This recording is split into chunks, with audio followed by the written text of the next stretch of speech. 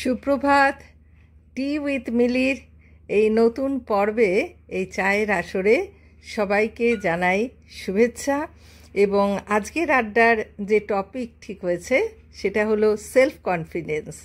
Self কনফিডেন্সের আগে সবাই self confidence বাড়ানোর জন্য এক চুমুক চা অবশ্যই একসঙ্গে খেয়ে নেব। তারপর আমরা সেলফ কনফিডেন্স নিয়ে আলোচনা করব। একতরফা আলোচনা যদিও ভালো লাগে না, কিন্তু উপায় তো নেই, তাই তোমাদেরকে সঙ্গে নিয়ে করছি।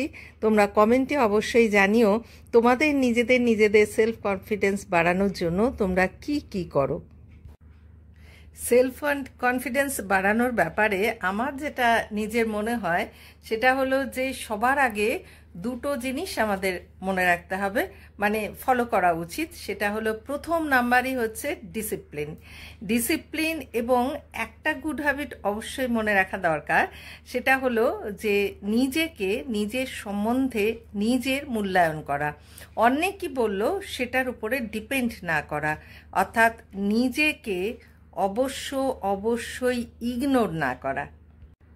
সকালে উঠে আমরা সূর্যদেবকে প্রণাম করে নিয়ে নিজের হাতের তালুকে ভালো করে দেখে নিয়ে যখন সূর্য প্রণাম করি, তারপর ঈশ্বরের উদ্দেশ্যে অনেকগুলো ধন্যবাদ, অনেকগুলো কৃতজ্ঞতা অত্যন্ত খুশি মনে দেবার চেষ্টা করতে হবে এবং বলতে হবে যে হে ঈশ্বর, তুমি আমাকে যা দিয়েছো, যেমন করে তৈরি করেছো, যেভাবে আমার জীবনটাকে সাজিয়ে দিয়েছো, তার জন্য আমি ভীষণ ভীষণ ভীষণ খুশি এবং আমি তোমার কাছে ভীষণ কৃতজ্ঞ। তাই তোমাকে অনেক অনেক ধন্যবাদ জানাই। এই ধন্যবাদটা, এই গ্র্যাটিটিউডটা যদি আমরা না দিতে পারি, তাহলে ঈশ্বরও কিন্তু আমাদের দিকে অবশ্যই করুণা দৃষ্টিতে তাকাবেন না। কারণ তিনি শুধু দিয়েই যাবেন, অথচ আমরা তাকে ভালোবাসবো না, তিনি যা দিয়েছেন তার জন্য আমরা কৃতজ্ঞ হব না, তাহলে কিন্তু কখনোই নিজের জীবনে ঈশ্বরের যে ভালোবাসা, যার দ্বারা আমরা মানুষের কাছ থেকে প্রিয় হই, মানুষের কাছে ভালোবাসা পাই, সেটা কিন্তু আমরা পাবো না। এটা আমি বিশ্বাস করি, নিজের অভিজ্ঞতার মধ্য দিয়ে দেখেছি, এটা সত্যিই ঘটে এবং ঘটে চলেছে। টি উইথ মিলি আমার এই চ্যানেলটি কিন্তু এখানে কোনো বক্তৃতা বা কাউকে বোঝানোর জন্য আমার নিজের জ্ঞানের ফুলঝুরি ফোটানোর জায়গা নয়। এখানে আমি চেয়েছি যে তোমরাও তোমাদের জীবনের অভিজ্ঞতা শেয়ার করো, আমিও আমার জীবনের অভিজ্ঞতার মধ্য দিয়ে যা কিছু ভালো কিছু আমি অর্জন করতে পেরেছি বা পেরে চলেছি, সেগুলো তোমাদের সঙ্গে শেয়ার করা। তো সেলফ কনফিডেন্স সম্বন্ধে আমার কিছুদিন ধরেই খুব কিছু তোমাদের সঙ্গে শেয়ার করার ইচ্ছে ছিল, কারণ আমার নিজের জীবনে অনেকগুলো বছর এই সেলফ কনফিডেন্স জিনিসটাকে বুঝতেই পারিনি, অর্থাৎ ঠিকমতো জানতামও না যে নিজের ভিতরে একটা আত্মশক্তির মূল্যায়ন করা উচিত এবং নিজের আত্মশক্তি সম্বন্ধে আমাদের সচেতন থাকা উচিত। তাহলে নিজেরা নিজেদের যোগ্যতার মূল্যায়ন করতে পারবো এবং নিজেকে যদি ঠিকঠাক মতো করে প্রতিষ্ঠিত করতে হয়, তাহলে কিন্তু সবার আগে আমি কি এবং আমাকে আমি কতটা ভালোবাসি, আমি কতটা আমার নিজের উপরে নির্ভর করি, সেইটা কিন্তু আগে আমাদের বুঝতে হবে। অনেক সময় বলে থাকি, দেখ আমাকে না পাত্তাই দেয় না, ও তো আমাকে হ্যাটা করে, তার মানে ইগনোর করে। না, ও করছে না, আসলে নিজেকে নিজে আমি করছি, কারণ আমার ভেতরে সেই কনফিডেন্স ভাবটা নেই। অর্থাৎ আমি যখন কারোর সামনে নিজেকে প্রেজেন্ট করছি, অর্থাৎ উপস্থিত হচ্ছি, তখন আমার ভিতরে কেমন যেন একটা বেচারা ভাব, না আমি তো ওর মতো না, ও কত স্মার্ট, ও কত সুন্দর, ও কত এডুকেটেড। না, এগুলো ভাবার কোনো দরকার নেই। আমাকে ঈশ্বর যেমন করে গড়েছেন, আমার যা গায়ের রং, আমার যেরকম চেহারা, আমার যেরকম চুল, চোখ, সবই সুন্দর। ঈশ্বরের তৈরি প্রতিটি জিনিসই সুন্দর, তাই আমিও একটি সুন্দর প্রাণ এই পৃথিবীতে।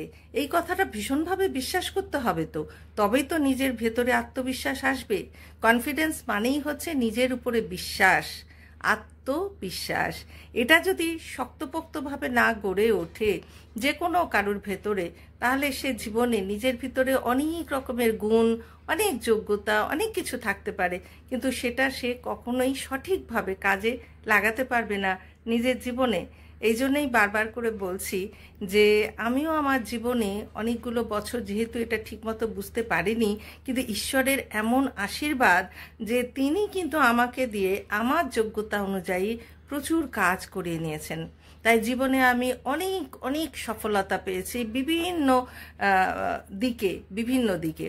ভালো কথা বলতে পারতাম, তার জন্য তোমাদের সাথে এই যে আড্ডা মারছি।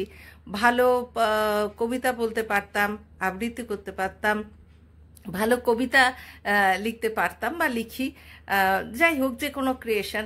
তারপরে নাচ বলো, গান বলো, প্রত্যেকটাতেই একটা উৎসাহ ছিল এবং নিজের ভেতরে হয়তো জন্মগত সেই শক্তিটাও ছিল, প্রতিভা যেটাকে বলা হয়। তো এরকম তো সবার ভেতরে আছে, কিছু না কিছু প্রতিভা ছাড়া, কোনো বিশেষ গুণ ছাড়া কোনো মানুষের পৃথিবীতে নেই, আমি এটা বিশ্বাস করি না। কিন্তু নিজেকে সেটা প্রকাশ করে তোলা, নিজের সেই ভেতরে সেই গুণটাকে, নিজের সেই অ্যাবিলিটিটাকে অবশ্যই বাইরে নিয়ে আসা, সেটা তো নিজের উপরে নির্ভর করবে। সেটা যদি আমি সেই ব্যাপারে যত্নশীল না হই, তাহলে আমার কনফিডেন্স কখনোই তৈরি হবে না।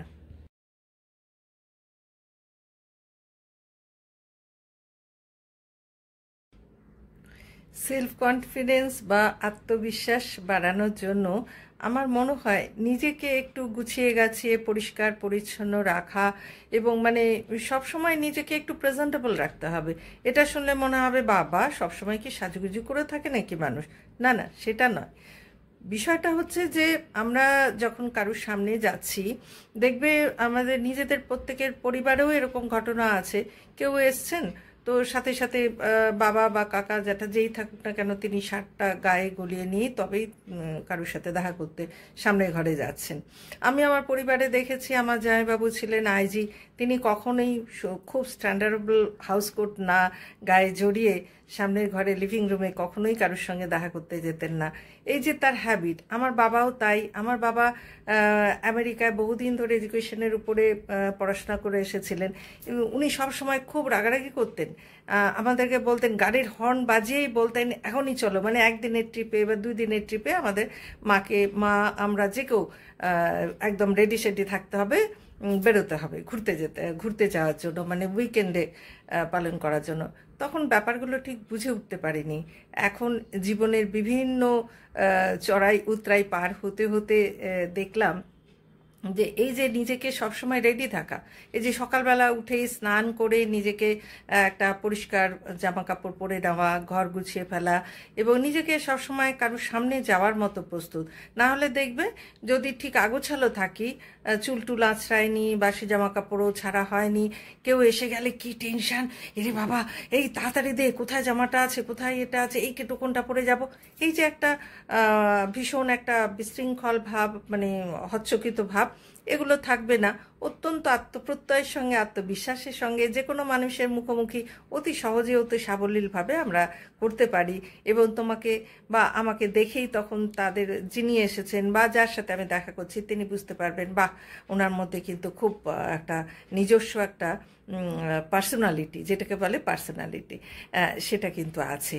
তাই সেটা কোথা থেকে আসে? এটা কি কোনো আলাদা এক্সট্রা কিনতে পাওয়া যায় যে গায়ের মধ্যে পরে নিয়ে নিলাম তাহলেই হয়ে যাবে? নিজের উপরে কনফিডেন্ট হওয়া মানে কিন্তু মনে রাখতে হবে, মানে ওভার কনফিডেন্ট হওয়া যাবে না বা যাকে বলে অহংকারী হওয়া যাবে না। না আমার মধ্যে এই গুণ আছে, আমি এটা করতে পারি, ওটাতে এত ভালো, ওটাতে আমি ফার্স্ট প্রাইজ পেয়েছি। না, পেতেই পারি, কিন্তু সেটা যেন আমার যে অ্যাটিটিউড থাকবে আমার ভেতরে যেন সেটা সেইভাবে প্রকাশ না পায় যা আমি ভীষণভাবে অহংকারে ভুগছি। এটা কিন্তু মানুষের কাছে ভীষণ ভীষণ দৃষ্টিকটু শুধু না, মানুষ তোমাকে কাছের করে নেবে না। সেই জন্য নিজের ভেতরে সেই অহংকার বোধটা, অহংবোধ সেটা আলাদা, অহংবোধ সেটা কিন্তু আলাদা জিনিস, কিন্তু অহংকার সেটা কিন্তু আমাদের কখনোই সেইভাবে প্রকটভাবে কিন্তু যাতে বেরিয়ে না আসে সেদিকে সচেতন থাকতে হবে।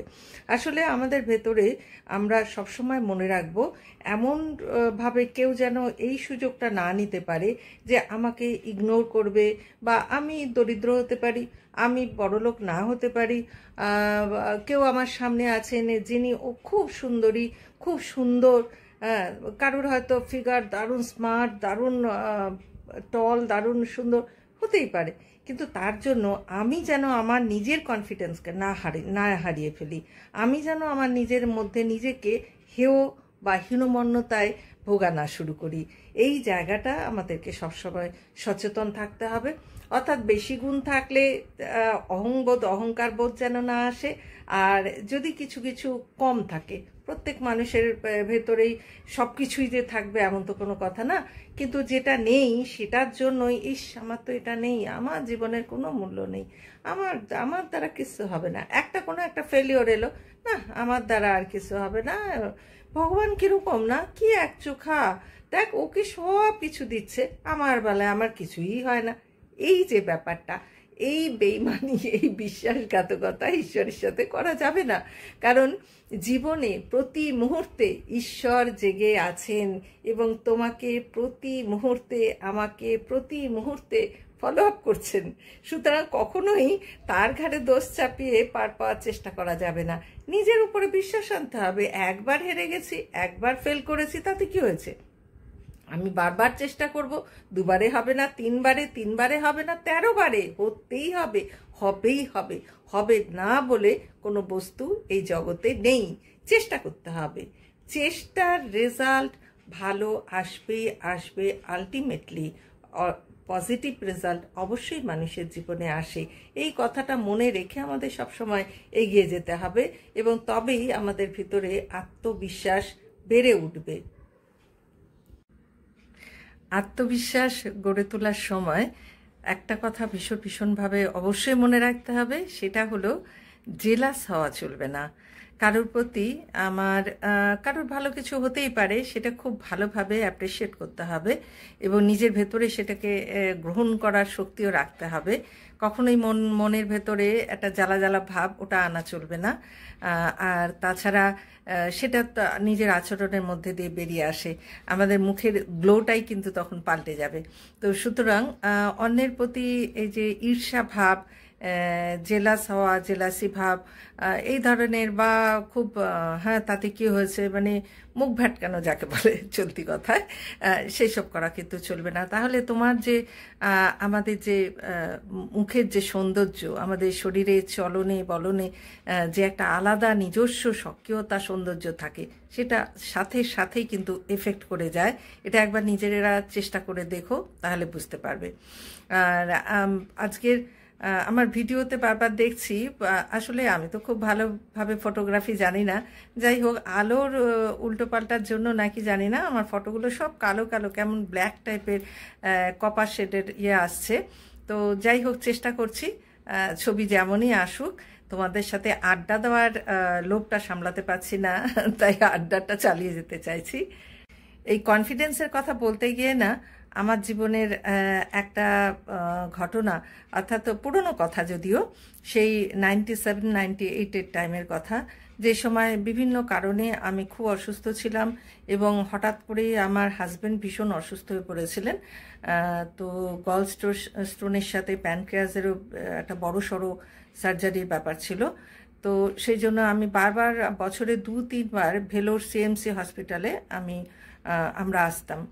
তো সেই সময় একটা ঘটনা, তো সেই দিনটা কেন বলছি, এটার সাথে এই সেলফ কনফিডেন্সের ভীষণ যোগাযোগ আছে। আর সেই সময়ে আমার একটা নিজস্ব চিন্তা ভাবনা থাকতো। আমি হসপিটালে যখনই যেতাম, আমি কখনো সেই সময়ও তো চুড়িদার রীতিমতো একটা ফ্যাশনের বিরাট বড় অংশ তখন নিয়েছে, মহিলারা সবাই সেটা ইউজ করছে। তো আমি কিন্তু সবসময় হসপিটালে যেতাম শাড়ি পরে এবং বেশিরভাগটাই তাঁতের শাড়ি পরে। আর আমার গয়না পরার একটু খুব একটা ইচ্ছে, বিশেষ কারণ ছাড়া গয়না টয়না পরতে ভালো লাগতো না। তো হাতে আমার শাখা পলা আমার ভীষণ প্রিয় জিনিস ছিল। তো শাখা পলা সিঁদুর এটা আমি কখনো কিন্তু ছাড়তাম না, এটাই ইউজ করতাম। তো যাই হোক, সেভাবেই আমি হসপিটালে যাতায়াত করতাম। তো সেখানে অনেকগুলো ঘটনা ঘটেছিল, যেটা ভেতরে আমার সেলফ কনফিডেন্সের যে একটা শক্তপোক্ত ছাপ আমি রাখতে পেরেছিলাম, যেটা আমি নিজেই জানতাম না, তখন কি এগুলো কোনো ধারণাই ছিল না। সেটার থেকেই একটা ছোট ঘটনা বলি। যে জেলাস হওয়া যাবে না, এই কথাটা বলতে গিয়ে আরও মনে পড়ে গেল। তো একদিন ডেট অনুযায়ী, টাইম অনুযায়ী লাউঞ্জে আমরা অপেক্ষা করছি এবং ইয়ের ভেতরে, কেবিনের ভিতরে ডক্টর, মানে যিনি সার্জারির স্পেশালিস্ট আর কি, যাকে দেখাবো আমার হাজব্যান্ডের, প্রায় আমাদের ওখানে 250টা ফাইল আছে, প্রচণ্ড ভিড়। তো সেখানে আমরা কিউতে, মানে চেয়ার যতটুকু আছে তাতেই বসেছি। তো আমি একটা চেয়ারে গিয়ে বসেছি, পাশে হুইল চেয়ারের ওপরে আমার হাজব্যান্ডকে বসানো। সেই সময় আমার পাশে একটা চেয়ার খালি ছিল।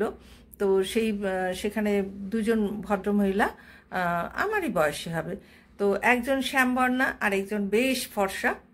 তো যাই হোক, মাথায় ফুল টুল দিয়ে এসছেন, বাঙালি, কলকাতার। তো যাই হোক, তার হাজব্যান্ডও খুব ভালো একটা পজিশনে চাকরি টাকরি করেন, কথাবার্তার ধরন ধারণে যা বোঝা যাচ্ছিল। তো যাই হোক, পাশে দাঁড়িয়ে দাঁড়িয়ে কথা বলছে এবং ননদ বৌদিকে বলছিল যে এরকম, না না তুমি যাও না, তুমি যাও, ঢুকে গিয়ে দেখো না, চেষ্টা করো না, ডক্টরকে একটু রিকোয়েস্ট করে দেখো। কিন্তু সবথেকে বড় কথা, সাউথে অর্থাৎ দক্ষিণ ভারতের যে কোনো হসপিটালে, শুধু সিএমসি খ্রিশ্চান মেডিকেল কলেজে না, ভেলোরে না, সব জায়গাতেই এটা কোনো রিকোয়েস্ট, আমাদের বেঙ্গলে যেটা চলে, কোনো রেফারেন্স লেটার, এসব কিন্তু ওখানে কোনো রকম কার্যকরী হয় না। ওখানে যার যার কিউ অনুযায়ী, অর্থাৎ যার যার ফাইল যখন ডাক পড়বে সিরিয়ালি সেটা মেনটেন হয়। তো যাই হোক, ওরা বলা বলি করছে, আমি চুপচাপ শুনছি। তো কিছুক্ষণ পরে ঘুরে এসে জায়গাটা খালি আছে, আমার পাশে বসতে নিল। বসতে গিয়েও আমার দিকে তাকিয়ে কি মনে হলো, পছন্দ হলো না, বোঝা গেল অ্যাপিয়ারেন্সে যে আমাকে পছন্দ হলো না। মানে আমার ভেতরে হয়তো একটু গরিব গরিব ভাব, জানি না, আমার সেই সময় সেই কথাই খালি মনে হতো, যে মনে হলো যেন আমাকে বোধহয় একটু গরিব গরিব মনে হলো, আমার পাশে বসাটা ঠিক পছন্দ হলো না, বসলো না। দুটো চেয়ার বাদ দিয়ে আরও একটা চেয়ার ছিল, সেখানে বসলো, আরেকজন দাঁড়িয়েই থাকলো। যাই হোক, আমি চুপচাপ বসে আছি, ওদের কথাবার্তা শুনছি। যাই হোক, কিছুক্ষণ পরে দুজন বয়স্ক পেশেন্ট সেখানে আসাতে আমি চেয়ার ছেড়ে পাশে, পিলারের পাশে গিয়ে দাঁড়ালাম এবং এভাবে প্রায় ঘন্টা দুয়েক দাঁড়িয়ে আছি। আর ওরা দুজন বসেই নানান রকম বুদ্ধি টুদ্ধি বলছে, আলোচনা করছে এবং এই 2 ঘন্টার ভিতরে প্রায় 4 বার বা 5 বারই হবে হয়তো বা, দুজনেই পালা করে করে যাচ্ছে এবং একজন আরেকজনকে ইন্সপায়ার করছে, তুমি যাও এবার, তুমি যাও এবার। ননদ একবার বৌদিকে পাঠাচ্ছে, একবার বৌদি ননদকে পাঠাচ্ছে যে ডক্টরকে গিয়ে একবার খালি উকি মেরে চেহারাটা দেখাও, কারণ দরজাটা তো ক্লোজ থাকছে, এক একজন পেশেন্ট ঢুকে যাচ্ছে এবং প্রচণ্ড বিজি, ওই সার্জনকে পাওয়া খুব মুশকিলের ব্যাপার। এবং উনি একবার করে খুব সম্ভবত ওয়ার্ডে যাচ্ছিলেন, আবার 10-15 মিনিট পরে লম্বা লম্বা পা ফেলে দৌড়ে দৌড়ে আসছিলেন। এইভাবে প্রায় ঘন্টা দুয়েক আমি দাঁড়িয়ে আছি এবং দেখে যাচ্ছি ওদের দুজনে। কিন্তু এই 4-5 বার যতবার ওরা চেষ্টা করছে, ততবারই আমি দেখতে পাচ্ছি যে ডক্টর কিছু বলছেন, মানে বলছেন যে ওয়েট করো, বাইরে ওয়েট করো, তোমার ফাইল আসলে কল করব। কিন্তু ওরা বারবার রিকোয়েস্ট করার চেষ্টা করছে, কিছু বলার চেষ্টা করছে এবং উনি সেটা রিফিউজ করে দিচ্ছেন। তো ওরা অত্যন্ত ওভার কনফিডেন্সের সঙ্গে, যে বারবার বলেছি ওভার কনফিডেন্স কিন্তু রাখা চলবে না, ওভার কনফিডেন্সের সঙ্গে তারা বারবার গিয়ে দেখা করে বলার চেষ্টা করছে। এবং আমি যেটা বলতে চাচ্ছি, শুনতে খারাপ লাগলেও বলছি, যে ওদের ভেতরে একটা চিন্তা ভাবনার মধ্যে আমি বুঝতে পারছিলাম, শুনতে পাচ্ছিলাম যে ওরা নিজের উপরে এত কনফিডেন্ট, নিজেদের চেহারার উপরে, সব থেকে বড় কথা নিজেদের চেহারার উপরে, এবং ঘটনাক্রমে ঈশ্বরের আশীর্বাদে তারা দুজনেই যথেষ্ট চার্মফুল, মানে অ্যাট্রাকটিভ। তো দুজনে ভাবছিল যে এইভাবে কথা বললে ওদেরকে দেখলেই হয়তো ইমপ্রেসড হবেন ডক্টর এবং তাদেরকে হয়তো সুযোগটা দেবে তাদের পেশেন্টকে ট্রিট করার জন্য। কিন্তু অবাক কাণ্ড যে লাস্ট বার আমার কেন জানি মনের মধ্যে কাঁপুনি দিচ্ছিল, কারণ এই ডক্টরকে আমি 2 বার অবজার্ভ করে যা বুঝেছিলাম, অত্যন্ত স্ট্রিক্ট এবং অন্য ধরনের, খুব ইয়াং এবং দুর্ধর্ষ দেখতে, কিন্তু প্রচণ্ড স্ট্রিক্ট। তো লাস্টবার যখন ও এই ভদ্রমহিলা উকি মেরে দরজাটা খুলে খালি মুখটা ঢোকানোর চেষ্টা করেছে, এমন জোরে একটা চিৎকার, আর ফাইলটা এমনভাবে ছিটকে এলো, প্রায় 12-15 মিটার দূরে এসে ফাইলটা ছিটকে একদমই মাথা থেকে ও মাথা চলে গেল। আমি তো ভয়ে কেঁপে উঠেছি, ওরাও মানে একদম মানে স্তম্ভিত হয়ে গেছে। এরকম ধরনের আচরণ ওরা বোধহয় জীবনেও কোনোদিনও ভাবতেও পারেনি। যাই হোক, তারপর তো ডক্টর হঠাৎ বেরিয়ে এলেন এবং তীর বেগে লম্বা লম্বা পা ফেলে আবার প্রচণ্ড ভিড় সরিয়ে তিনি চলে গেলেন। খুব সম্ভবত তার ওয়ার্ডের দিকে হয়তো চলে গেলেন। তো যাই হোক, আমি তো ভয়ঙ্কর ভয় পেয়ে গেছি। আমি বললাম বাবা যখন ডাকে ডাকুক। তো আমার হাজব্যান্ডেরও খুব কষ্ট হচ্ছিল, যদিও কিন্তু উপায় নেই, সিরিয়াল অনুযায়ী তো ডাকবে জানি। তো আমি দাঁড়িয়ে দাঁড়িয়ে কোনো জায়গা নেই, ঠিক ঠিক করছে ভিড়, ওইভাবে দাঁড়িয়ে আছি। পিলারটা শরীরটাও ভালো লাগছিল না। তো যাই হোক, ওখানে দাঁড়িয়ে আছি। তো হঠাৎ 10 থেকে 12 মিনিটের মধ্যে উনি ফিরে এলেন এবং উনি আমার পাশ থেকে যাওয়ার সময় আমি এত ভয় পাচ্ছি এবং আমার এত লো কনফিডেন্স ছিল, সেলফ কনফিডেন্স জিনিসটাই মনে হয় আমার মধ্যে ছিল না। আমি ভীষণ ভয় পেতাম এবং কী ভাববে এই মনে সব কিছুতেই ভাবতাম, ইস কী ভাববে, ও কী ভাববে, সে কী ভাববে, উনি কী ভাববে। তা আমি পিলারের আড়ালে এরকমভাবে একটু আরও সরে দাঁড়িয়ে সেটে দাঁড়ানোর চেষ্টা করছি।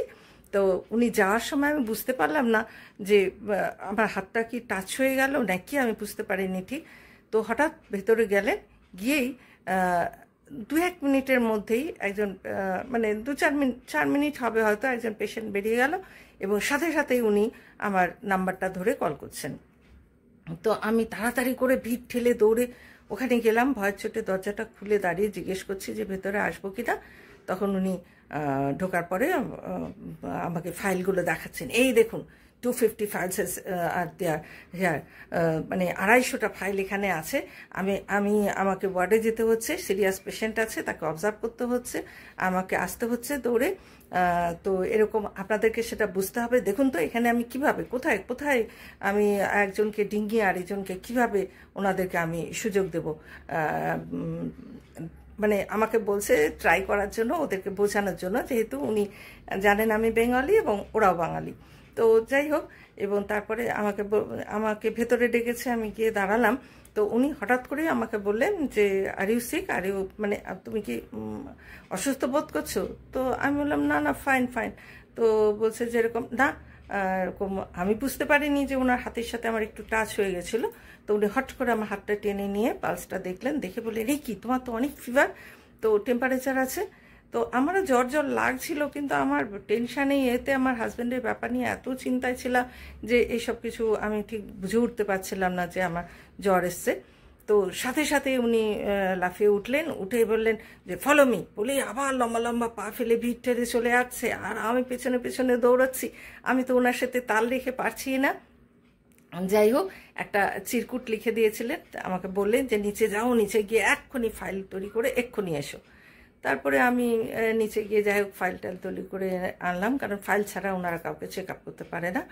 তো উনি কল করে একজন ফিজিশিয়ানকে হয়তো তার চেম্বারে ডেকে নিলেন, আমাকে চেক আপ করে তারপরে আমার হাজব্যান্ডের জন্য যে বেড এই মুহূর্তে নেই, কালকে অবধি অপেক্ষা করতে হবে, কালকে আমাকে জানাবে, সেটা আমাকে বলে আমার হাজব্যান্ডকে চেক আপ করে তিনি দিলেন। আমি অবাক হয়ে গেলাম যে হঠাৎ উনি আমাকে ডাকলেন কেন, আর উনি কিভাবে ফলো করলেন। ওরা এত বেশি সেন্সিটিভ ওখানকার ডাক্তাররা, আমি তো অত্যন্ত কৃতজ্ঞ তাদের কাছে, কারণ আমাকে ওনারা নতুন জীবন দিয়েছেন। আমি যে ভয়ঙ্কর অসুখের ইয়েতে পড়েছিলাম সেখান থেকে আমাকে বাঁচিয়ে তুলেছেন, আমার হাজব্যান্ডকে বাঁচিয়েছেন, আমার মেয়েকে বাঁচিয়েছেন, সেটা আলাদা কথা, সেটা সম্পূর্ণ মানে আমি বলে শেষ করতে পারবো না। কিন্তু তাদের যে অ্যাক্টিভনেস, তাদের যে বিভিন্ন বিষয়ের তাদের যে দক্ষতা, সেগুলোর কথা তো বলে শেষ করতে পারবো না। এখানে যে কারণে আমি কথাটা বলছিলাম যে উনি এটা বুঝতে পেরেছিলেন যে ওনারাও বাঙালি আর আমিও বাঙালি, কিন্তু আমি যেটা বুঝতে পারছি যে আমাকে নিয়মের মধ্য দিয়ে ডাক্তারের সাথে সহযোগিতা করতে হবে। আর ওনারা যে স্পেশাল সুযোগটা নেবার চেষ্টা করেছিলেন, উনি সেটাকে ভীষণ ভীষণ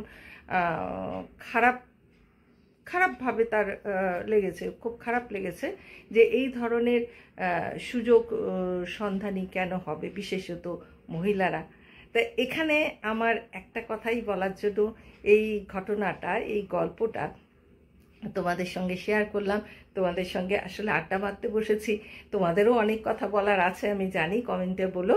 আর আমার নিজের জীবনে এই ধরনের অনেক ঘটনা, যে ওভার কনফিডেন্স ওভার আত্মবিশ্বাস কখনোই রাখা যাবে না। সময়ের সাথে পরিস্থিতি বুঝে নিজেকে নিজের যোগ্যতা অনুযায়ী পদক্ষেপ নিতে হবে। এই কথাটা সব ক্ষেত্রেই কিন্তু মনে রাখতে হবে। শুধু দৈহিক সৌন্দর্য, শুধু মুখের সৌন্দর্য, শুধু গায়ের রং বা যে কোনো, সে পুরুষ হোক মহিলা হোক, যে তার ব্যাকগ্রাউন্ড মানে এডুকেশনাল ব্যাকগ্রাউন্ড হাই হতে পারে, হাই লেভেলের এনরিচমেন্ট থাকতে পারে, মানে অনেক অনেক ধনী হতে পারেন, অনেক অর্থশালী, বিত্তশালী, প্রভাবশালী হতে পারেন, কিন্তু সব জায়গায় নিজেকে এইভাবে কি বলবো, মানে সুযোগ সন্ধানী হওয়ার চেষ্টা করাটা অত্যন্ত অন্যায়, অত্যন্ত খারাপ। এই বিষয়টাই আমি বলতে চাইছি এবং সবাইকে এটা আমাদের মনে রাখতে হবে যে আমরা যেন কখনো এইভাবে নিজেদেরকে ছোট না করি। অর্থাৎ নিজের ভিতরে, আমার ভেতরে আমাকে বুঝে নিতে হবে, আমার ভেতরে এইখানে একটু বিচক্ষণতা থাকতে হবে।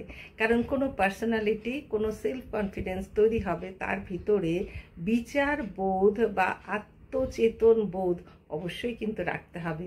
তবেই সুন্দরভাবে তৈরি হবে একটা সেলফ কনফিডেন্ট পার্সোনালিটি, অর্থাৎ সুন্দর একটা আত্মবিশ্বাস সম্পন্ন একজন মানুষ, যাকে দেখলেই সকলেরই একটা ভালো লাগা ভেতরে কাজ করবে।